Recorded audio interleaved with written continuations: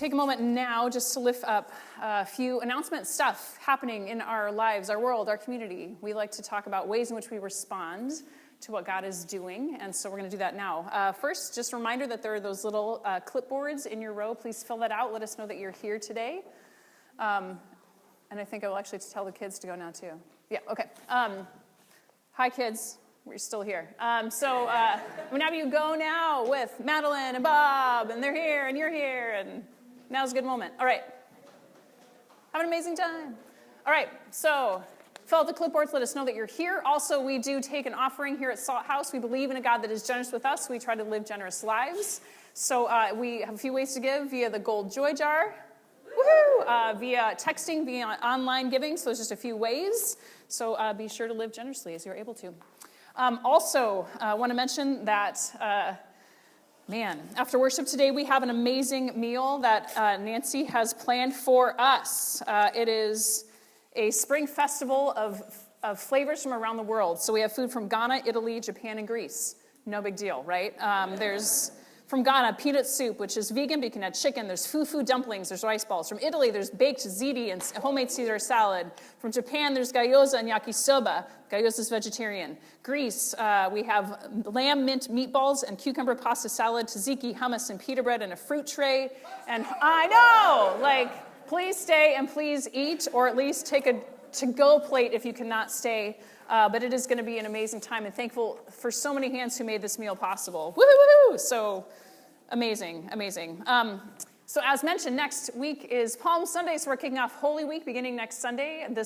The most important week of just awareness and celebration and remembrance in the Christian life and in that kind of annual cycle is just to dive into what it means to enter into Jesus' last week and his resurrection. So I invite you into this time that we will share as a community. Palm Sunday, we will have palm branches. It's going to be awesome. So my kids will love that. So we'll have that time together. And then Good Friday we do as we put together the experience of Maundy, Thursday, and Good Friday into our Friday evening experience. And it's a late night evening experience. At 9 p.m. we'll gather, beginning with kind of appetizers and libations and a time together, much like Jesus gathered with his disciples at the Last Supper, and then move from there through Maundy, Thursday, the events of that night, into the events of Good Friday as well. So I invite you into that time. Again, it is powerful to make time for that kind of remembrance, and then to gather again on Easter Sunday for celebration, for good food, and for good time together. So be there.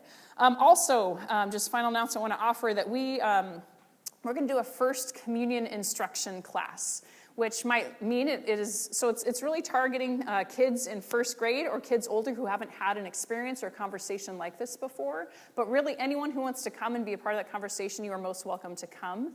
So we'll have two classes, the 2 Sundays after Easter, just right after worship, we'll meet for that time. Then there'll be kind of the First Communion experience on Mother's Day, which is May 14th. So that's the way that is all shaping. So talk to me if you have questions about that for your children or for you yourself. We'd love to have you part of that conversation as we figure out what this rhythm looks like for us here at Salt House. But super excited about that. Woo! All right. I think that's all I have. So let's shift gears. Friends, I invite you to show up, roll your shoulders back, take a deep breath, feel your feet in your shoes, and I want to start our time together just by asking you a very simple question, but I want you to, and I want you to answer it out loud. It'll be a pretty short response, I think. But I want you to imagine a scenario, if you would. It's a pretty easy one. But imagine that you just walked in the door here at Salt House. So mentally, kind of see yourself walking in, and I'm there, and I'm going to ask you this question. I just want you to give your response. All right? So you walk in the door, and I say, "Hey, how's it going?" Well, that was awkward. No, it was good. I think what I heard a lot of, there's some good, oh, hi, but there's a lot of good in there, which I think, and I just was paying attention even this morning as I exchanged that question with others, just like, how's it going? Good, it's good, it's good, it's good. I think 99% of the time, how do we respond to that question? It's good, I'm good, we're good. But I also wonder, the real question under that, how often do we say that? And are we actually feeling good, right? So last week, we talked about taming our monkeys. Our monkey mind is what we talked about, how our conversation and our experience with meditation led us into how we can practice that, taming the monkeys, with listening for the heartbeat of God in the quiet when we are still. And also how we hear the heartbeat of God in the quiet, prayerful listening to Scripture and practices like Lectio Divina, which we also practiced last week. And I wondered, did you have a chance to kind of breathe, to calm the monkeys, to meditate in this last week? Cool. So I was like, yeah, totally did it. Okay. Well, I would encourage you to keep accessing that. It is a phenomenal practice of prayer.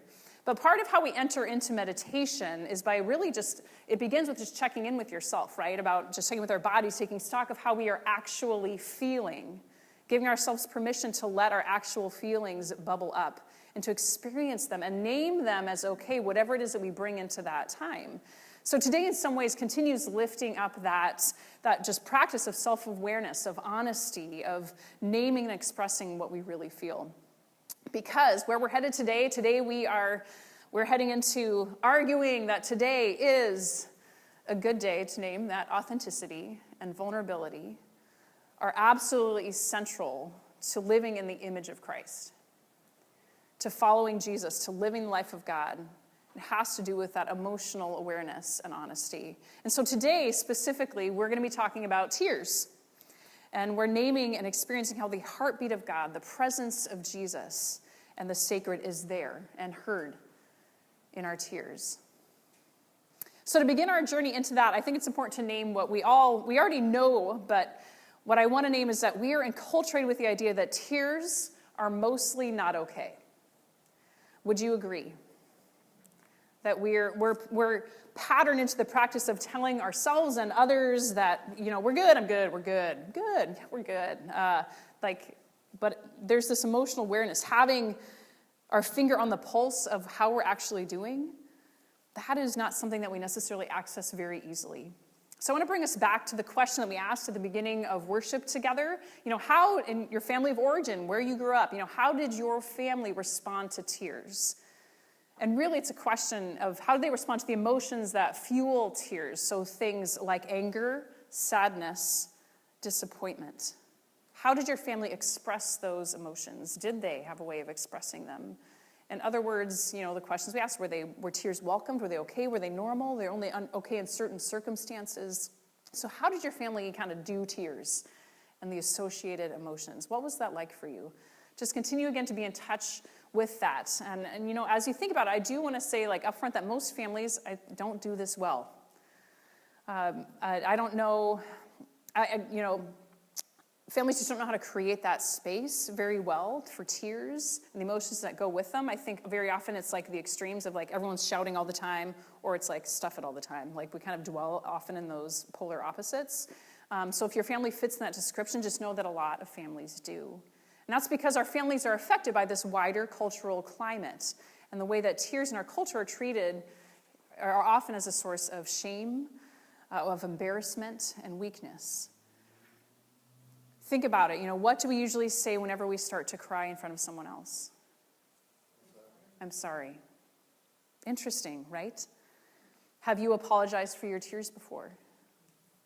Maybe you're saying, no, I haven't, because I never cry in front of anyone ever. That's a whole other thing too, right?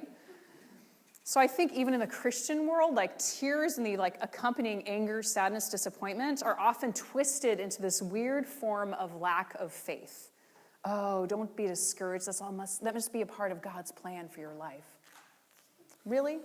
Or if you really believe that your loved one is with God, shouldn't you be happy? You shouldn't be sad because they're in a better place. It's yeah, but I miss them in this place, right?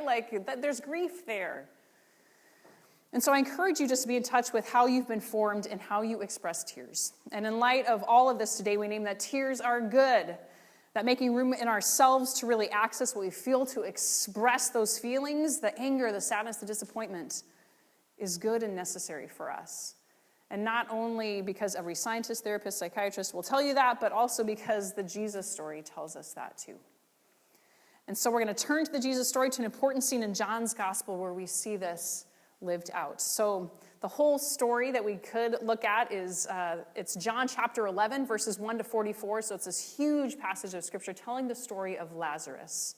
And so it's the death of Jesus' dear friend Lazarus, Jesus' conversation then with Lazarus' sisters, Mary and Martha, who are also Jesus' friends, and then the miraculous moment when Jesus raises Lazarus from the dead. So we're going to look at kind of 10 verses that happen in like the latter portion. He's still dead, he's not alive yet, but we're in the portion about 10 verses near the end of that story. But just that it's happening, unfolding under this rich, layered story. There's so much that we could get into. But I do want to set up the story just a little bit more. So remember, Mary, Martha, and Lazarus are dear friends of Jesus. They're siblings, they're brother and sisters, and Jesus would hang out at their house whenever he was in town in Bethany. So we just know that they were good friends. So Mary and Martha, when Lazarus is very sick, they send someone to tell Jesus that Lazarus is sick. But Jesus intentionally doesn't go right away. He waits a few days. And then when he does bring his disciples and they go to Bethany, Lazarus is dead. He's been in the tomb for 4 days.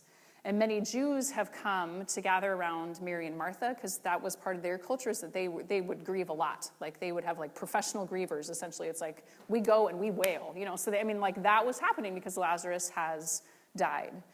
And the sisters, they hear that Jesus is coming, so Martha goes out to meet with him. And in their conversation, Jesus, a few things happen, but Jesus says to Martha one of the I am statements that are part of John's gospel. So here Jesus says, I am the resurrection and the life. That's the moment that happens in this conversation. And so then we pick up in the story, like right as this conversation finishes, and Martha heads back to Mary. So that's where we're at. So we haven't been putting the text on the screen these last few weeks. We've really just been wanting to kind of visualize it differently. If you want to look at it, it is on that bulletin insert. But it's going to be these 10 verses from John 11, verses 28 to 37 from the Message paraphrase. I invite you to close your eyes or just picture it as we see this unfolding. So after saying this, after talking with Jesus, Martha went to her sister Mary and whispered in her ear, "The teacher is here and is asking for you." The moment she heard that, Mary jumped up and ran out to see him. Jesus had not yet entered the town, but was still in the place where Martha had met him. When her sympathizing Jewish friends saw Mary run off, they followed her, thinking she was on her way to the tomb to weep there. So they were going to run along and weep too, because that's what they do. Mary came to where Jesus was waiting and fell at his feet, saying, "Master, if only you had been here, my brother would not have died." When Jesus saw Mary sobbing and the Jews with her sobbing, a deep anger welled up within him. He said, "Where did you put him?" "Master, come and see," they said. Now Jesus wept.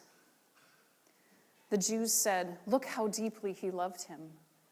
Others among them said, "Well, if he loved him so much, why didn't he do something to keep him from dying? After all, he opened the eyes of a blind man." Friends, here ends our reading. An emotional scene, yes? Did you hear it, though? There's a lot of movement happening, a lot of emotion in these 10 verses, but did you hear it? That we find Jesus here bursting into tears. It's one of the most remarkable moments in the whole gospel story. Jesus wept. There's really no doubt that this had to have happened because no one in the early church venerating Jesus and celebrating his victory over death and like trying to sell this story of God winning would have written down that Jesus cried. That doesn't sell the story of a victorious God, does it? But Jesus cried. Interestingly, even though he knew that he would resurrect Lazarus in a few minutes, he let his tears flow anyway. He didn't choose between grief and hope, but held them both. Equally remarkable, nor did he force anyone else to. Jesus doesn't instruct Mary to be ashamed of her tears. He didn't tell her that grief signaled a lack of hope and trust in God. Instead, Jesus cried with her, showing us how grief and hope can coexist in followers of Jesus, not as an either or, but as a both and. We can be good, like I'm good. Like we can be good and feel like life is good because life is good, and yet also make room for the tears too. And I hear moments like this in Scripture, and I just think, yes, this is it, right? Like this, there's this wholeness to who we are invited to be as Jesus followers, and it is to be people who feel all the things. So why do we bring it all up now, today, in this Lenten conversation around prayer? This week, we do dive into this prayer practice of lament. Lament is to cry out. It's a passionate expression of grief or sorrow. It's to wail. It is to grieve. And I wonder, do you make room in yourself and your life to lament? What does that look like? My guess is that, at least to some degree, many of us do practice lament in our prayer life to some degree. It's all those moments in passing, like, oh, like, help me, Jesus. Like when we're at the end of our rope, or our energy, like frustration is just like taking over. It's like, are you kidding me? Like, I feel like that's lament. Like those are those brief moments when we show up. But what's clear is that God's people have always been people who lament. There are so many moments of lament in the Bible, which I think some people find surprising because, somehow Christians are often carry this expectation that we're supposed to be like shiny and happy all the time, right? But that's simply an inaccurate representation of the life of God. Again, because hope and grief can coexist. We can live in that gray space, in that tension. That's life, right? The book of Psalms, it carries brutally honest language of lament. And they're including phrases like these, which maybe you can read. Where are you in this? I'm ashamed. I'm so sad. Help me. I miss them. Deliver me. How long, O Lord? Why, God? That's not fair. I messed up. I'm so angry. So when have these been our own prayers, right? Today alone. Of the 150 psalms, it's considered there's roughly 8 genres, 8 types of psalms that are there, and more than any, the largest number of them are lament psalms. Why is that? Because people got pain, right? People have pain, and because people throughout time have discovered what happens when we access our pain and give it voice and tears and let God be moved by it and join us in our crying. There in the tears throughout time, people have heard the heartbeat of God. So what do we do with this today? I think one thing I want to name is that as a community here at Salt, we try to be a place where, we come and we name our pain. We try to create space to show up as honestly and cranky as we feel on whatever given day that we are here together, to be a community who is fiercely for the fullness of emotional expression.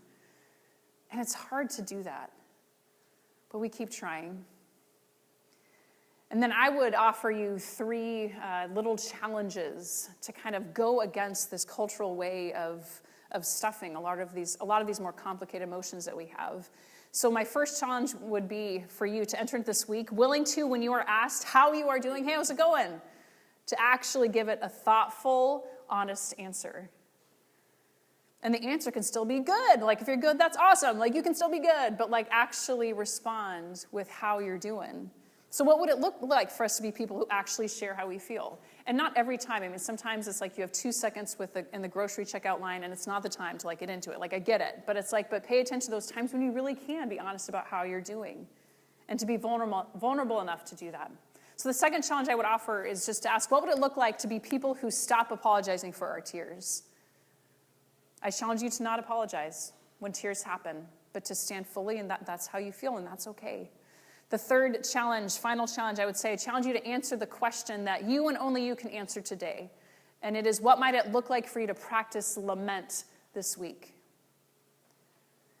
Justin McRoberts, in our book, in today's meditation and the practice that he talks about, he just lays out some simple ways to do lament, like getting out for a walk and just talking with God about what's really happening, writing, letting God into that place of lament for us. So I encourage you to read that and also to answer that question, make a commitment, and put it on your calendar for this week. Do it before you leave today. I wondered, is anyone else a fan of the show This Is Us? Anyone watch This Is Us? Yeah. Joan.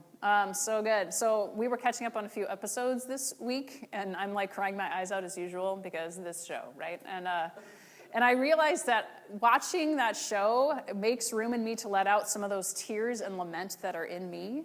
that have been stored up. Anyone else kind of feel yourself access that sometimes with shows or movies? You're like, okay, didn't know that was in there, but okay, we're just letting that go. So feel free to be creative about what it looks like to make room for lament, because I feel like that's a good place for me sometimes. And then really the final thing that we will do then in our space and time together is practice lament in this form of prayer now. So we're going to finish our time by doing that, with no expectation that there must be tears, right? But to create space to listen for the lament in our hearts. What do we need to cry out about? That it may be that stuff that's been stored up that we've been living with for a while. So let's do that now. So first, I invite you to kind of get in touch with your body. Just become aware of your body, how it sits in this space. Maybe roll those shoulders back, shift your position.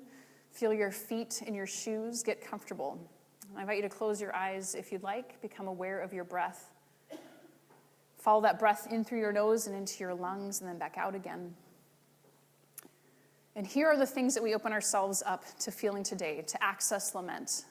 3 key emotions: anger, sadness, disappointment.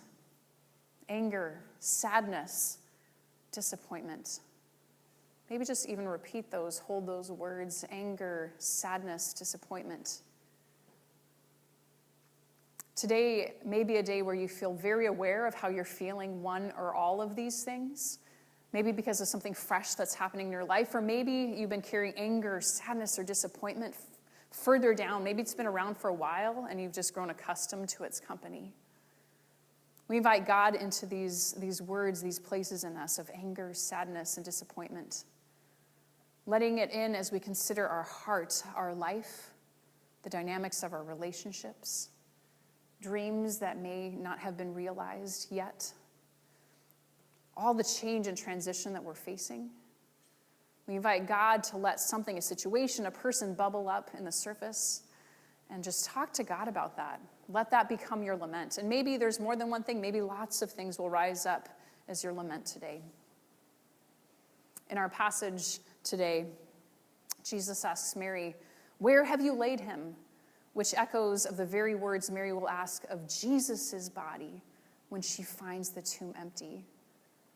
And Mary's response to Jesus is another echo from Jesus' ministry from the beginning.